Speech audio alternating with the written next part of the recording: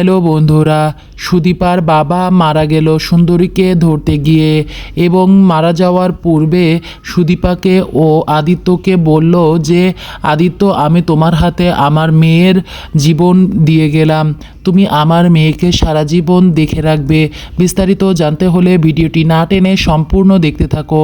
আগামী পর্বে দেখানো হবে যে সুন্দরীকে ধরতে যায় সুন্দরী আসলে কাস্টাডি অর্থাৎ জেল থেকে পালিয়ে যায়। তখন আদিত্য বলে যে হিমাদ্রি বাবু, আপনার শেষ দিনের ডিউটি হচ্ছে সুন্দরীকে ধরে দেওয়া এবং আমরা সবাই সাথে থাকব। তাই বলে সবাই সাথে থাকে ও সুন্দরীকে ধরতে যায়। এদিকে যখন সুদীপা আসে খুঁজতে যে আমার বাবা কোথায়, এসে দেখে যে বাবা নাই। তখন জিজ্ঞাসা করে যে আমার বাবা কোথায় গেছে। তখন সবাই তাকে বলে যে সুন্দরীকে ধরতে গেছে। একথা শুনে ভয়ে সুদীপা দৌড়াতে থাকে এবং সুদীপা বলে যে আমার মন ডাকছে যে কোনো একটা বিপদ ঘটতে চলেছে। একথা বলার পর দেখা যায় যে সুন্দরীর যেদিকে শালবনের দিকে যেদিকে যাওয়ার কথা সেদিকে সুদীপা দৌড়ায়। পিছন পিছন তার গ্রামের লোক এবং তার পিসিমণি সবাই আসলে দৌড়ায়।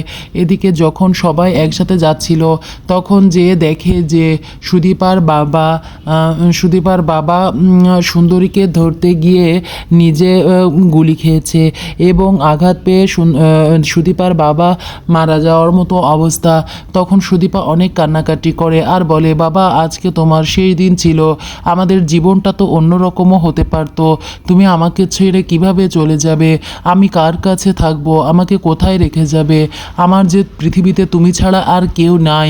এ কথা বলার পর পাশে ছিল আদিত্য। তখন হিমাদ্রি বলে, অর্থাৎ সুদীপার বাবা বলে যে তোকে আমি দেখে যেতে পারলাম না, তোর বিয়েটা আমি দিয়ে যেতে পারলাম না, এটাই আমার আফসোস। তাই বলে আদিত্যকে বলে যে বাবা, তোমার কাছে আমি আমার এই মেয়ের ভার দিয়ে গেলাম, তুমি আমার এই মেয়েকে দেখে রাখবে সারা জীবন, কথা দাও। তখন আদিত্য তার বাবাকে অর্থাৎ হিমাদ্রিকে বলে যে হিমাদ্রি বাবু, আপনি কোনো চিন্তা করবেন না, আমি সুদীপাকে বিয়ে করে সারা জীবন ওকে আগলে রাখবো, আপনি নিশ্চিন্তে থাকুন। তারপর সুদীপার বাবা বলে, আমি এবার একটু নিশ্চিন্তে ঘুমাতে পারবো, অন্তত তুমি আমার মেয়েটাকে দেখে রাখবে এবার আমার বোনটাকেও দেখে রাখবে। একথা বলে হিমাদ্রিবাবু মারা যায়। তারপর দেখা যায় যে খুব কান্নাকাটি করে সুদীপা এবং সুদীপাকে আদিত্য বিয়ে করতে চায়। তারপর বন্ধুরা, পরবর্তী নতুন ধামাকা আপডেট জানতে হলে আমার চ্যানেলটিকে সাবস্ক্রাইব করে লাইক শেয়ার কমেন্ট করে পাশে থাকো।